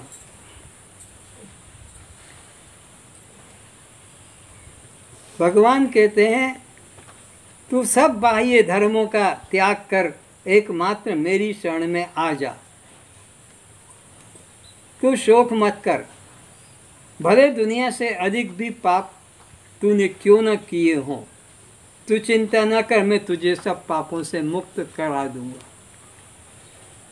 तू मेरी ज्ञान रूप नौका द्वारा निस्संदेह निर्भयता से संपूर्ण पाप समुद्र से भली भांति तर जाएगा। पाप समुद्र से भली भांति तर जाएगा। जो भी अनन्य भाव से एकमात्र मेरा भक्त होकर मुझको ही भजता है, तो फिर उसे साधु ही जानना चाहिए। कोई वेश्या हो, कोई चोर हो, कोई डाकू हो, कोई भी कितने बड़ा पाप कर्मी हो, अगर वो अनन्य भाव से केवल मेरी ही शरण में आ जाएगा, अनन्य भाव से, और मन को इधर उधर किसी में लगने नहीं देगा,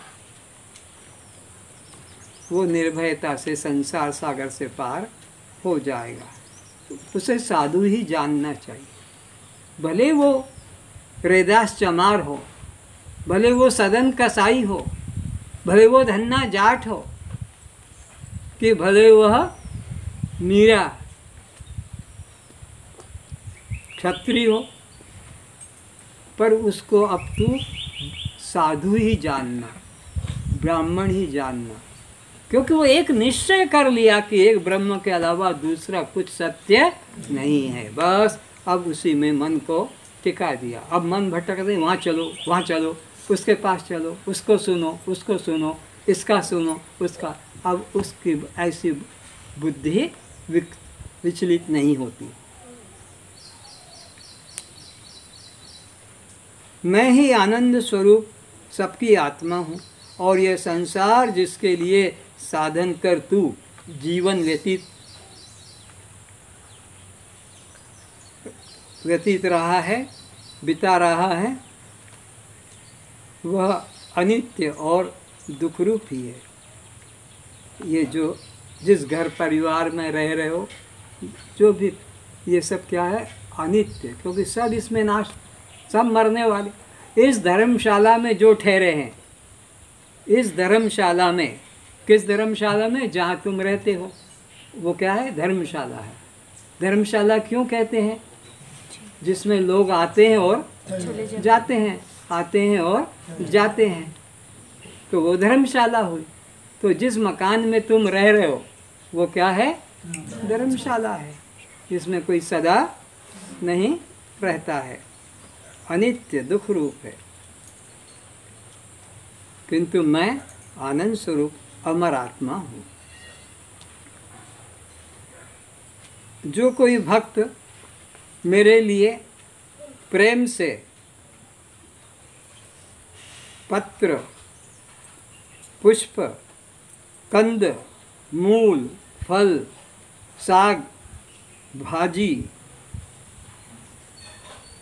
जल, अन्नादि अर्पण करता है, भगवान कहते हैं अब जो अर्पण करता है, उस शुद्ध बुद्ध निष्काम अथवा सकाम भक्त का प्रेम पूर्वक अर्पण किया हुआ सभी भोगों को मैं सगुण रूप से प्रीति पूर्वक इसी मंदिर में हृदय सिंहासन पर बैठ वैश्वानर अग्नि रूप होकर चबाने, चूसने, चाटने, पीने रूप 4 प्रकार के अन्न को पचाकर उन्हें जीवन प्रदान करता हूँ।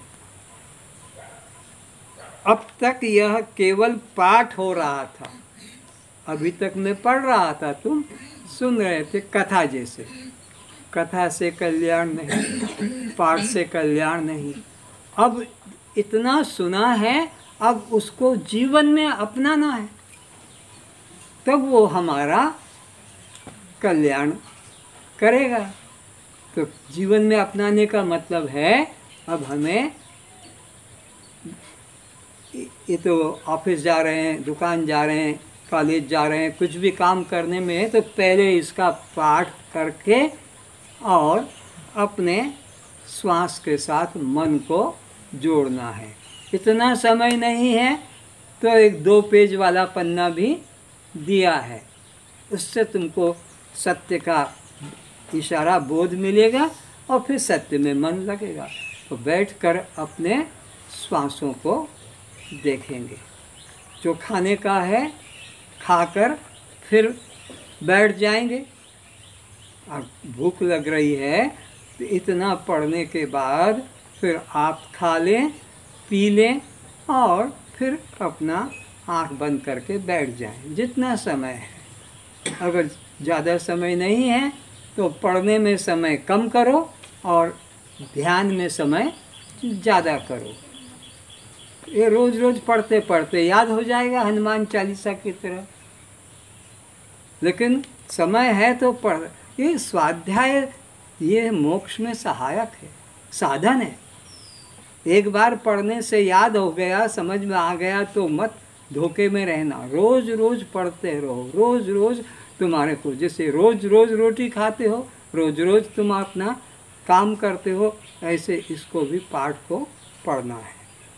तो जब वो खाकर उठ जाओगे फिर बैठो ध्यान में, या तो पहले ही बैठ जाओ, इतना पढ़ा और बैठ गए थोड़ी देर, जितना देर तुम्हारे पास समय है। क्या कैसे बैठेंगे? आसन लगा के जैसे बैठे हो ऐसे बैठ जाओगे, नेत्र बंद कर लोगे, आने जाने वाले श्वास पर अपनी दृष्टि को स्थिर कर।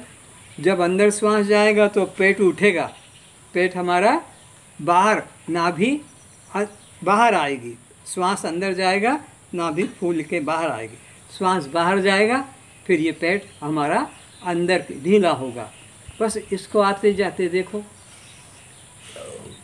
तो जितना तुम श्वास पे दृष्टि डालोगे तुम्हारी आयु बढ़ेगी। श्वास चंचल होगा, ज़्यादा होगा तो प्राण के चंचल होने से मन चंचल होगा।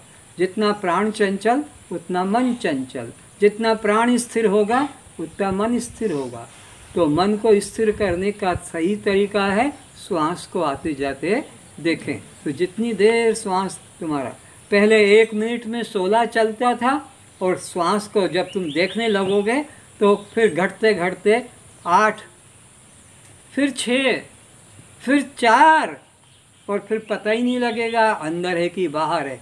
ऐसे हो जाएगा अभ्यास करोगे तो उससे तुम्हारा मन को जो अपूर्व शांति मिलेगी, क्योंकि मन का घूमना दौड़ना भागना बंद हो गया। तो ऐसे चिंतन करें। इन दोनों का, प्राण अपान और मन, इन दोनों का साक्षी जानते रहे अपने को। अब सड़क पर जब चल रहे हैं, अब घर में जब चल रहे हैं, तब क्या करेंगे? क्योंकि निरंतर का चिंतन करना है। ये घंटे आधे घंटे बैठकर ये ठेकेदारी नहीं करना है। तो अब सड़क पे चल रहे हैं, घर में काम कर रहे हैं, तो उसमें क्या करेंगे? व्यवहार काल में जहाँ भी दृष्टि जाती है, घड़ी पे गई मैं ही तो हूँ, कुत्ते पे गया मैं ही तो हूँ, किचन में गया कुकर पे गया मैं ही तो हूँ, रोटी पे गया मैं ही तो सारे नाम रूप के अंदर तुमको मैं दिखने लगेगा। मैं के ही सब दर्शन होंगे। कि नहीं, मैं ही ये रोटी बना, मैं ही ये पानी का गिलास बना, नहीं, या परमात्मा ही सब आकारों में ढला हुआ है। ये करीब 50 साल पहले वृंदावन गया था, तो वृंदावन में एक आश्रम था, वहाँ भिक्षुकों को भोजन देते हैं, तो उस लाइन में ये भी बैठ गया। तो आया सबसे पहले पत्तल दे गया, पत्तल राम पत्तल राम पत्तल राम। फिर आया पानी राम पानी राम पानी राम। फिर आया नमक राम नमक राम नमक राम। फिर आया सब्जी राम सब्जी राम, दाल राम, रोटी राम। तो क्या हो रहा है कि राम अखंड चल रहा है, वस्तुएं बदल रही है, वस्तुएं बदल रही है। पहले पत्तल में राम बोला, पत्तल हट गई मन से, अब पानी में राम बोला ना, पानी हट गया, फिर नमक में। तो ये चीज़ें हटती जाएगी पर राम हटेगा नहीं, बार बार राम तो सबके साथ जुड़ेगा। तो तुम इसी प्रकार जहाँ भी दृष्टि जाती है, चाहे उसको मैं करके बोलो कि राम करके, लेकिन सब में वो जगह परमात्मा का भाव। वस्तुएं तो बदल हट रही है, व्यक्ति हट रहे हैं, काम इधर उधर हो रहा है, लेकिन हमारा लक्ष्य पर टकराता है। मन कौन है? वो परमात्मा। तो जहाँ भी दृष्टि पड़े उसमें यही भाव करो, मैं ही तो हूँ। इससे क्या होगा? राग द्वेष नहीं होगा। राग द्वेष क्यों होता है? ये और है और मैं, ये भाव बिना आए राग द्वेष जगेगा नहीं, और तुम्हारा ये भाव सब समय अंदर चल रहा है, इसलिए राग द्वेष रुक नहीं रहा। तो उसमें मैं को घुसा दो। ये मेरे पास एक गोली पिस्तौल है, जैसे कोई सामने दुश्मन आया हमारे को वार करने के लिए, हमने ठाएं करके गोली मार दी, तो क्या हुआ? वो गोली इधर से निकली पिस्तौल से, बंदूक से, और सामने वाले में घुस गई।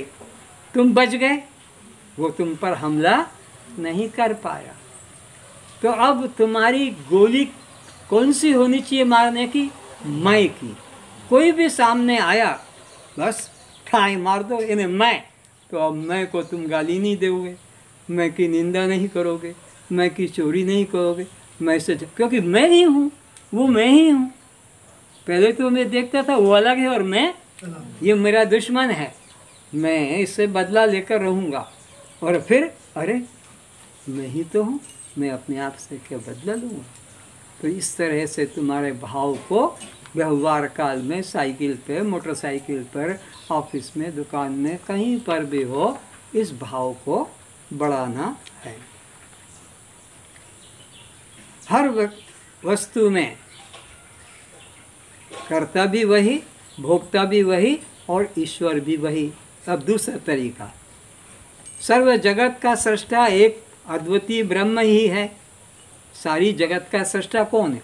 एक परमात्मा, उसके अलावा तो कुछ। तो उसका कैसे चिंतन करें? जैसे घड़ा दिखा, घड़ा करता, घड़ा भोक्ता, घड़ा ईश्वर।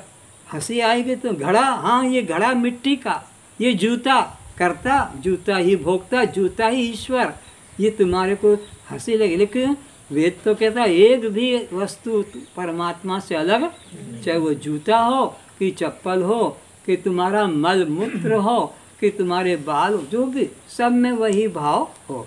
तो नर करता, नर भोक्ता, नर ही ईश्वर, सूर्य करता, सूर्य भोक्ता, सूर्य ईश्वर। तो एक अखंड ईश्वर की दृष्टि पैदा करना है, चाहे वस्तु कितनी भी हो, कैसी भी हो, लेकिन हमारी को दृष्टि क्या बनाना? ईश्वर यानी परमात्मा, यानी आत्मा, या मैं हूँ। तो ब्रह्मा पर्यंत सकल दृश्य जगत सभी कर्ता, सभी भोक्ता और सभी एक ईश्वर है, उससे पृथक अन्य किंचित भी नहीं है। ये अपना व्यवहार काल में मुंह से कुछ नहीं बोलना है, मैं दृष्टा, मैं साक्षी, मैं करता, ना, ऐसा पागलपन नहीं करना। अंदर अंदर सब हो रहा है। हम तो इसको देख रहे हैं। आगे तो मेरी दिव्य विभूतियों का अंत नहीं, भगवान कह रहे हैं।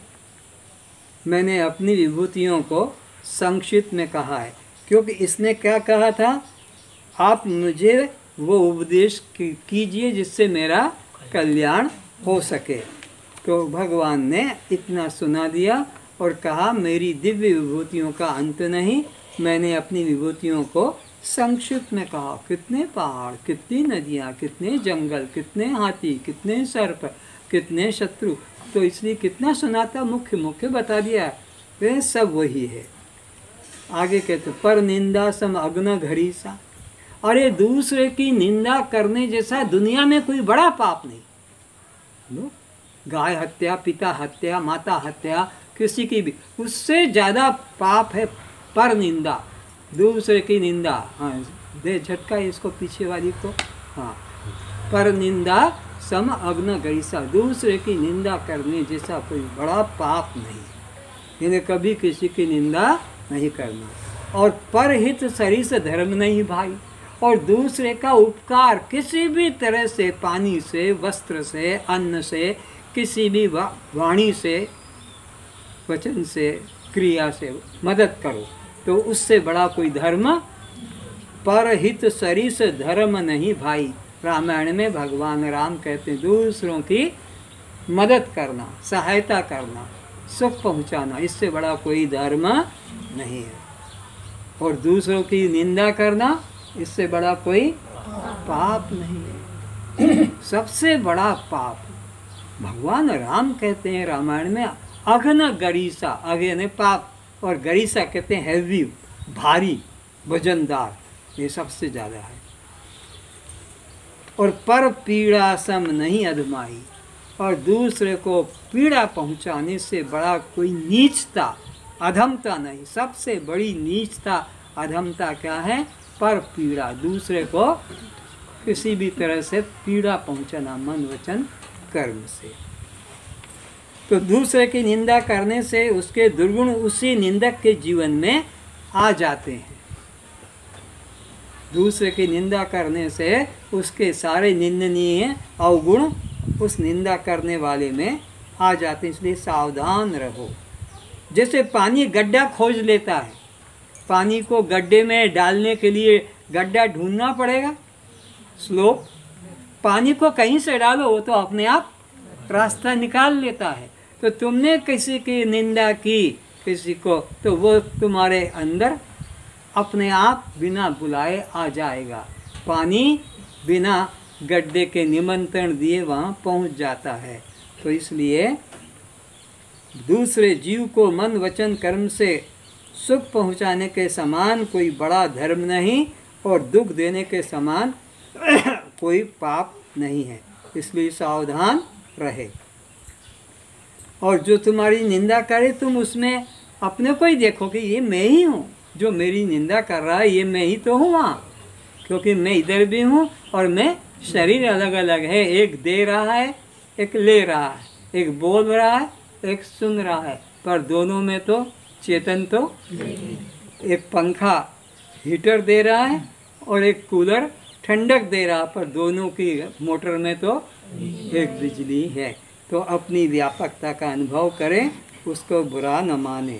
सर्वेषां शांतिर्भवतु, सर्वेषां शान्तिर्भवतु, सर्वेषां मंगलं भवतु, सर्वेषां मङ्गलं भवतु, सर्वेषां पूर्णं भवतु, सर्वेषां पूर्णं भवतु, सबका कल्याण हो, सबका कल्याण हो, सबका कल्याण हो, सबका कल्याण हो।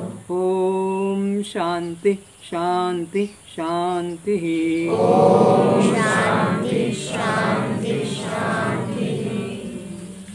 प्रसाद बांटना है तो जो